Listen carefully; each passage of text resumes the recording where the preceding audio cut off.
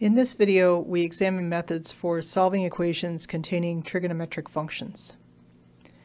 The material presented corresponds to that found in section 7.3 of the textbook. Sometimes when we're given an equation that contains a trig function, all we want to do is verify whether or not a particular specific value of a variable is actually a solution to the equation. Let's take an example. Here, the equation 2 sine theta minus 1 is equal to 0. We'd like to know if theta equals pi over 4 radians. And we can find that out by substituting pi over 4 into the equation and simplifying it. The sine of pi over 4 is the square root of 2 over 2. And the left-hand side of the equation simplifies to the square root of 2 minus 1, which does not equal 0. So theta does not equal pi over 4. Now let's try pi over 6 to see if it works for this equation. We substitute it into the equation. The sine of pi over 6 is 1/2. The left side of the equation simplifies to 1 minus 1, which does equal 0, so theta equals pi over 6. It seems like we're now done with this equation, but there are two problems with what we've done. First, this technique is only appropriate when we have a fairly complicated equation containing trig functions and we're just trying to verify if one or maybe possibly two values of the variable satisfy the equation. Otherwise, it's pretty tedious to just try different values of theta until we get the right one. The second problem is that even if we identify a solution using this substitution method, it isn't necessarily unique. Here's a graph of the function that corresponds to the equation.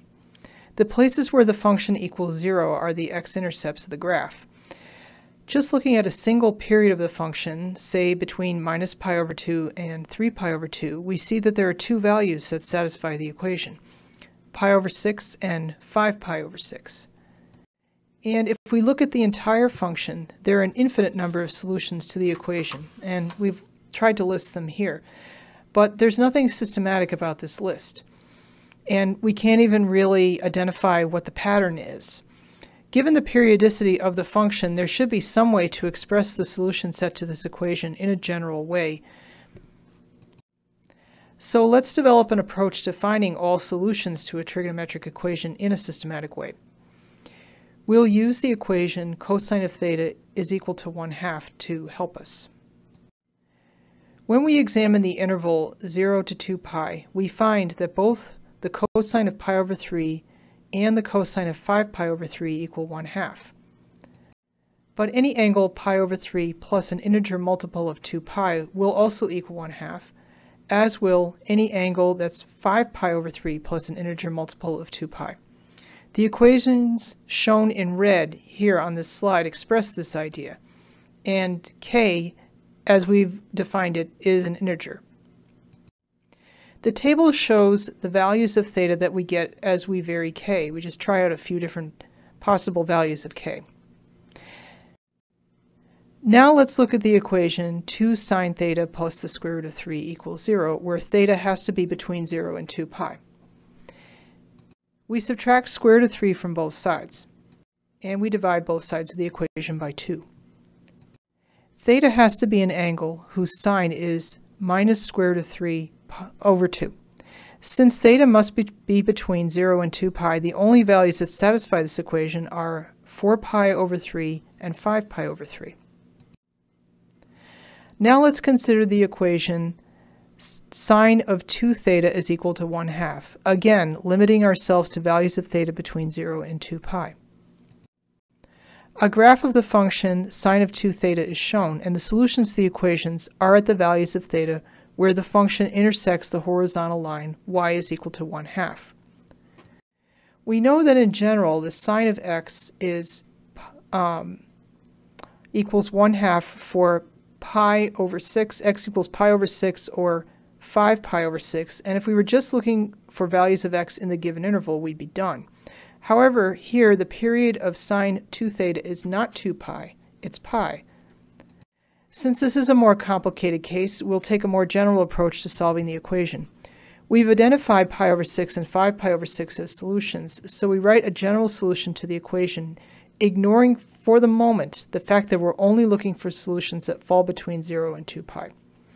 Note that we're using 2 theta on the left side of both of the expressions in red. We divide all terms by 2, getting the set of solutions for theta.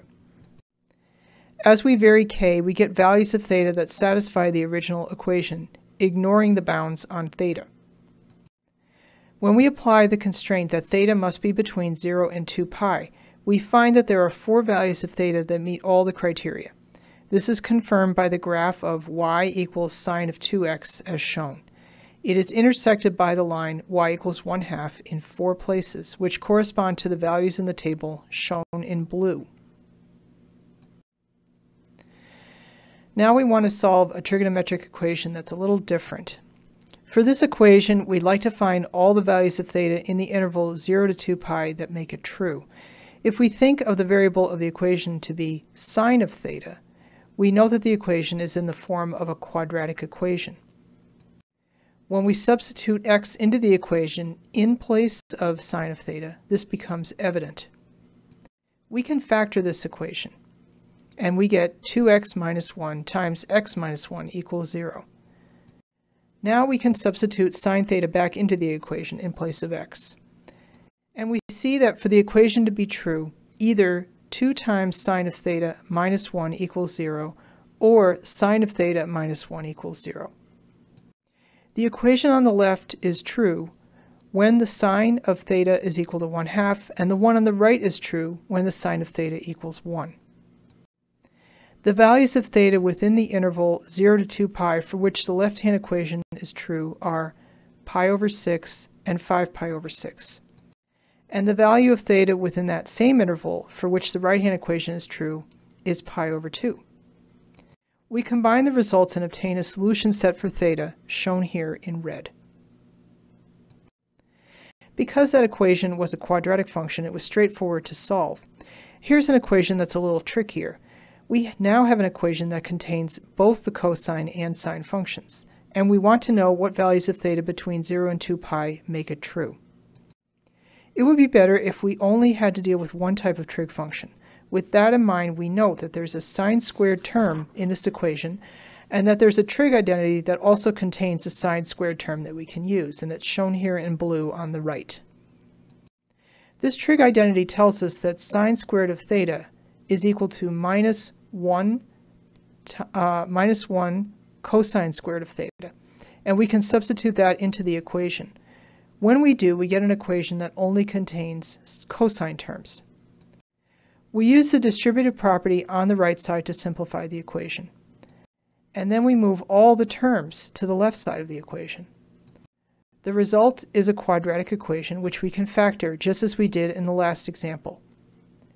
In order for this equation to be true, either 2 times the cosine of theta plus 1 is equal to 0, or the cosine of theta plus 1 equals 0.